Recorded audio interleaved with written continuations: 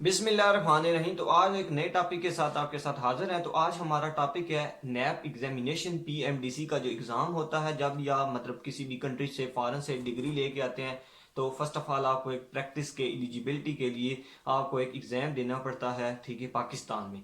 इस एग्ज़ाम को हम नैप कहते हैं, नेशनल एग्जामिनेशन बोर्ड। हमारा ये exam PMDC Pakistan medical dental conduct करवाती है। और ये टेस्ट जो है यूएचएस लाहौर, हमारी ये एग्जाम लेती कौन है, ये university of health sciences Lahore ये टेस्ट कंडक्ट करवाती है, ठीक है। और फर्स्ट ऑफ ऑल हम इसकी देखते हैं बेसिक क्वालिफिकेशन, मतलब जो बंदे ने, किसी भी लड़के या लड़की ने अगर बेसिक क्वालिफिकेशन एमबीबीएस बीडीएस या एमडी की डिग्री ली है बेसिक क्वालिफिकेशन की, ठीक है, तो उसके बाद कौन सा एग्जाम होता है नैब का, ठीक है। एट लास्ट मैं पोस्ट ग्रेजुएशन की भी बात करूंगा। फर्स्ट ऑफ ऑल हम देखें तो इसके 3 स्टेप होते हैं जो हम एग्जाम देते हैं। फर्स्ट स्टेप इसका होता है बेसिक सब्जेक्ट्स का, सेकंड स्टेप होता है क्लिनिकल सब्जेक्ट और थर्ड स्टेप होता है वाइवा, ठीक है। तो ये जो टेस्ट होता है ये साल में 3 दफा कंडक्ट होता है, ठीक है, तीनों स्टेप। और ये एक ही दिन 3 स्टेप नहीं होते, डिफरेंट डेज में होते हैं, कोई गैप होता है 5 से 6 दिन का एक स्टेप के अंदर। अब फर्स्ट स्टेप की बात करें जिसमें मैंने आपको बताया बेसिक सब्जेक्ट, तो बेसिक सब्जेक्ट में 2 पेपर आते हैं, ठीक है, कि पेपर ए और पेपर बी, या पेपर 1 और या पेपर 2, ठीक है। तो हर पेपर में आपके जो से होते हैं 150 एमसीक्यूज होते हैं, ठीक है। और हर पेपर का जो टाइम होता है वो 3 आवर्स होते हैं और मार्क्स भी इसके सेम ही होते हैं, ठीक है। ये दोनों पेपरों का सेम है, ठीक है। ये जो स्टेप 1 है ये इसके 2 पेपर है, ये एक ही दिन में कंडक्ट होते हैं, ठीक है। पहले पेपर ए कंडक्ट होता है फिर पेपर बी कंडक्ट होता है एक ही दिन में, ठीक है। और ये जो मतलब इनमें जो डिस्टेंस होता है ये 1-2 घंटे का डिफरेंस होता है कंडक्शन में, ठीक हो गया। तो मार्क्स यही है, 150 एमसीक्यूज होते हैं, 150 ही मार्क्स होते हैं और 3 इसमें और टाइम होता है। अब देखते हैं क्लिनिकल सब्जेक्ट, ये स्टेप 2 होता है। ये होता है क्लिनिकल सब्जेक्ट जिसमें भी आपके 2 पेपर होते हैं, पेपर 1 और पेपर 2। और इसको में भी सेम ही क्राइटेरिया यही होता है कि 115, ये जो सेम मैंने पहले आपको बताया। और जो स्टेप 3 है ये वाइवा बेस होता है, वाइवा बेस जिसमें आपकी, ठीक है, इसमें आप ये स्टेप को समझना पड़ेगा। इसमें 15 स्टेशन होते हैं, ठीक है। 15 स्टेशन में से 7 स्टेशन होते हैं मेडिकल लाइट के और 7 स्टेशन होते हैं सर्जरी के, ठीक है। 7 स्टेशन आपके पास मेडिसिन लाइट के, 7 स्टेशन आपके पास होते हैं सर्जरी के, और एक स्टेशन आपको होता है डायग्नोस्टिक, ठीक है। ये इन स्टेशन का मतलब है कि यहाँ पर आपको स्पेसिफिक पॉइंट के ऊपर जो स्टेशन है बुलाया जाएगा और हर स्टेशन के पास 10 मिनट होते हैं, ठीक है, 10 मिनट हर एक स्टेशन में होते हैं। इसके मार्क्स भी 150 होते हैं, ठीक हो गया। हर स्टेशन में 10 मार्क्स होते हैं हर स्टेशन के पास। 5 मार्क्स की आपकी प्रेजेंटेशन होती है और 5 नंबर का आपका एग्जामिनेशन होता है। प्रेजेंटेशन में क्या कि कोई भी आपको पेशेंट की हिस्ट्री बताई जाएगी या कुछ भी ऐसा बताया जाएगा तो आपको डायग्नोस लगाना पड़ेगा, ठीक है। इन सेंसों की मैं बात करूं तो 5 नंबर आपके ओरल एग्जाम की होते हैं। ये तो स्टेप 3 की हमने बात कर ली। अब हम आते हैं इनके सब्जेक्ट्स के ऊपर कि कौन कौन सा सब्जेक्ट है और कैसे हम इसकी प्रिपरेशन कर सकते हैं। स्टेप 1 जो होता है इसमें बेसिकली आप देखें 1 2 3 4 5 6 7 बेसिक सब्जेक्ट जो है 7 है, जो हमारा बेसिक सब्जेक्ट है, ठीक है। इसमें आपका अप्लाइड एनाटॉमी आ जाएगा, फिर आपका अप्लाइड फिजियोलॉजी, फिर आपका applied biochemistry, applied pathology, clinical pharmacology, forensic medicine और कम्युनिटी मेडिसिन। ये तो है बेसिक जो से आपके सब्जेक्ट। अब हम इनको डिवाइड करेंगे कि इन सब्जेक्ट के अंदर आपको क्या क्या पूछा जा सकता है। अप्लाइड का हमेशा मतलब ये होता है कि आप देखिए अप्लाइड एनाटॉमी है, अप्लाइड फिजियोलॉजी लिखा हुआ है, तो इसका मतलब ये है कि जो हम नॉर्मल को इन डायग्नोस में यूज करते हैं कि कैसे हम डायग्नोस लगाते हैं, ठीक है। एनाटॉमी का स्ट्रक्चर को देख के, फिजियोलॉजिकल के फंक्शन को देख के, बायोकेमिस्ट्री के देख के जो हम डायग्नोस लगाते हैं उसको हम अप्लाइड कहते हैं, ठीक हो गया। तो हम देखें तो अप्लाइड एनाटॉमी में हमारे पास 3 से 4 सब्जेक्ट आ जाते हैं जिसमें हमारा हिस्टोलॉजी, फिर एम्ब्रियोलॉजी, न्यूरो एनाटॉमी और ग्रॉस एनाटॉमी आ जाता है, ठीक हो गया। कि अप्लाइड एनाटॉमी में 1 2 3 4 सब्जेक्ट आपके पास आ जाते हैं और इन्हीं सब्जेक्ट में से आपका आता है एग्जाम, ठीक हो गया। दूसरा सब्जेक्ट है फिजियोलॉजी, तो फिजियोलॉजी में आपका ब्लड आ जाएगा। ब्लड के रिलेटेड जितने भी मतलब आपके क्वेश्चन आ जाते हैं जिसमें ब्लड सेल्स आ जाते हैं, प्लाज्मा आ जाता है, ठीक है। इनकी अगर डिवीजन आ जाती है, ठीक है, उसमें उनकी अगर, ठीक है, तो फिर सीवीएस कार्डियोवैस्कुलर सिस्टम आ जाता है, रेनल किडनी, ठीक है, एंडोक्रिनोलॉजी आ जाती है और नर्वस सिस्टम में जितना भी आपका न्यूरो आ जाता है, ठीक है। फिर अब आपका आता है बायोकेमिस्ट्री। बायोकेमिस्ट्री में आपको कार्बोहाइड्रेट, लिपिड, एंजाइम, विटामिन और माइक्रोबायोलॉजी, सॉरी माइक्रो नहीं, मॉलिक्यूलर बायोलॉजी, ठीक हो गया। तो बायोकेमिस्ट्री में आप कार्बोहाइड्रेट, लिपिड्स, विटामिन, प्रोटीन्स, इनकी मेटाबॉलिज्म, इनका फंक्शंस, इनका जो सा ना डिटॉक्सी, कैसे ये बॉडी के मेटाबोलाइज होते हैं और कैसे, ठीक है ना, ये सारा कुछ इसमें आ जाएगा। फिर हमारी आती है अप्लाइड पैथोलॉजी। पैथोलॉजी में हमने क्या इसका सिलेबस है, इसमें आ जाता है जनरल पैथोलॉजी। जनरल पैथोलॉजी में वही आपकी सेल इंजरी आ जाएगी, एपॉक्सी आ जाएगा, ट्रांसोडेट, एक्सोडेट, सेल इंजरी, ठीक है, फ्लूइड एक्युमुलेशन आ जाएगी, इसमें आपका न्यूरोप्लासिया आ जाएगा। ये सारे जो जनरल है ये इसमें आ जाएंगे। फिर आपका parasitology, microbiology, virus, CVS cardiovascular system, liver, respiratory, GIT, chemical pathology और स्पेशल पैथोलॉजी, ये आपके सब्जेक्ट हैं जो मतलब आपने पैथोलॉजी में जो टॉपिक्स हैं इनको स्टडी करना है। इनकी पैथोलॉजी आएगी जिसमें लिवर है, रेस्पिरेटरी है, जीआईटी, गैस्ट्रो, ठीक है, उसके बाद केमिकल पैथोलॉजी, स्पेशल पैथोलॉजी है। तो इनमें डिफरेंट आपके सब्जेक्ट्स आ जाते हैं। फिर हमारा आ जाता है क्लिनिकल फार्माकोलॉजी। क्लिनिकल फार्माकोलॉजी वही ड्रग्स की स्टडी आ जाएगी। और फोरेंसिक मेडिसिन और कम्युनिटी मेडिसिन, फोरेंसिक मेडिसिन वही जो आपकी लैब में मेडिसिन यूज होती है, और कम्युनिटी मेडिसिन वही जो आपकी मतलब होती है डिजीज जो कॉमन हो रही होती हैं हर सीजन के लिहाज से, ठीक है, सीजन के लिहाज से डिफरेंट डिजीज आ जाती हैं, ठीक है। ये तो हमने स्टेप 1 की बात की। तो स्टेप 1 का ये हिसाब होता है कि जो बंदा स्टेप 1 क्लियर कर ले, इसके पासिंग मार्क्स तो मैंने बताया आपको 75 होते हैं, 50% पासिंग रेशो होती है कि दोनों पेपर में आपको 75 लेने पड़ेंगे। 150 टोटल इनकी पासिंग मार्क है।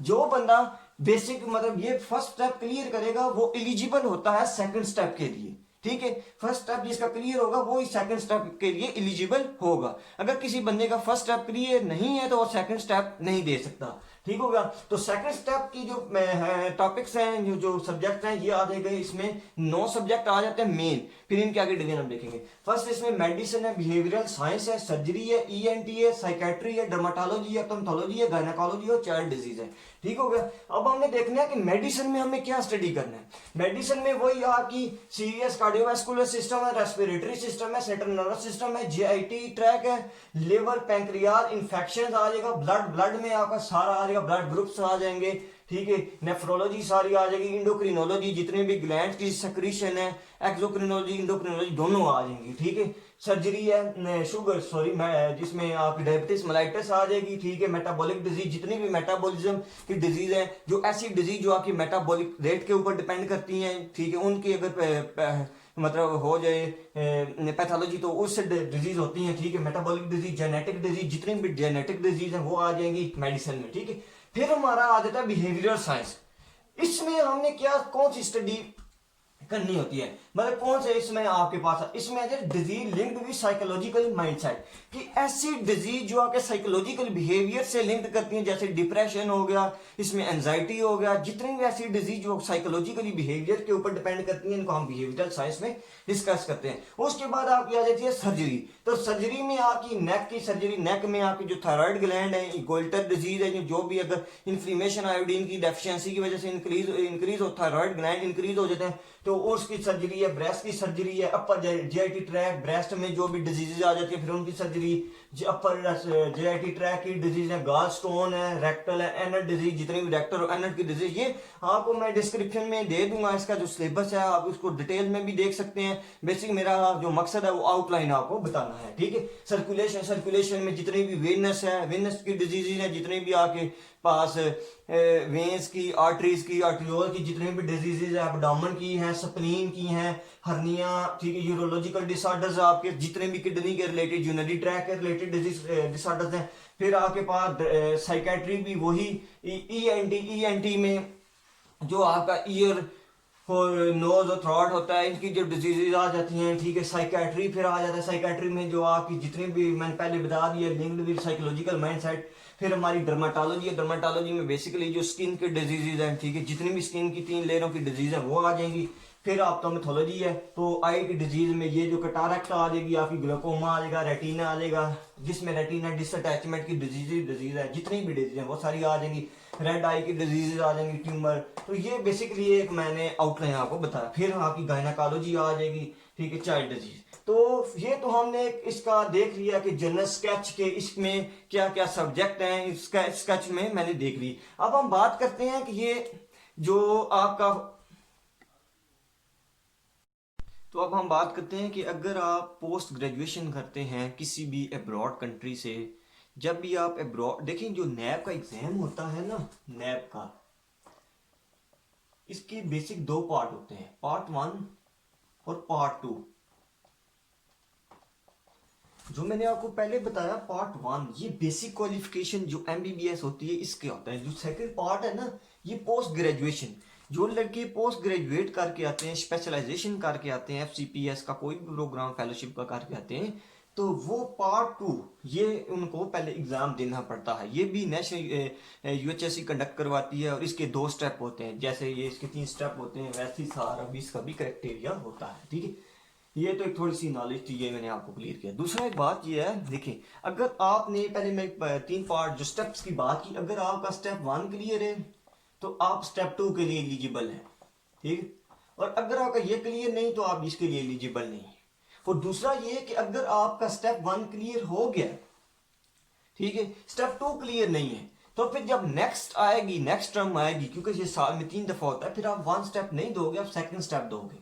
3 चांसेस होते हैं, अगर 3 चांसों में आप सेकंड स्टेप अगली अगली अगली बारी में क्लियर कर जाते हो तो वेल एंड गुड, ठीक है, आप मतलब फिर स्टेप 3 के लिए क्वालिफाई कर जाते हो। अगर 3 स्टेप में आपने क्वालिफाई नहीं किया, आप मुसलसल फेल हो रहे हो, यहाँ आप नहीं उसमें, यहाँ तो आप फेल हो रहे हो, दूसरा ये कि आप वो चांस अवेल नहीं कर रहे, मतलब ये कि आप पेपर दे ही नहीं रहे, तो 3 चांसों के बाद जो आपका स्टेप 1 पास था वो डिस समझ लो हो गया, सॉल्व हो गया, और वो आपको दोबारा से स्टेप 1 भी देना पड़ेगा। तो थोड़ी सी एक मैं और बात करूंगा यहाँ पर, बच्चे जो आते हैं अब्रॉड स्टडी पे, मैं बेसिक किर्गिस्तान की बात करूं क्योंकि हमारे यहाँ पर बच्चे बहुत ज़्यादा हो गए हैं, तो हर बच्चा ये सोच रहा होता है कि मैंने पीएमडीसी क्लियर करना है, पीएमडीसी करना है। देखिए जब आप किसी भी कंट्री में एमबीबीएस कर रहे हैं, आप इधर एमबीबीएस कर रहे हैं, आप पीएमडीसी की तैयारी करने थोड़ी पाकिस्तान से हैं, तो मेरा मैसेज ये है कि बेसिक आप क्या करें, आप अपने स्टेप सब्जेक्ट के ऊपर फोकस करें।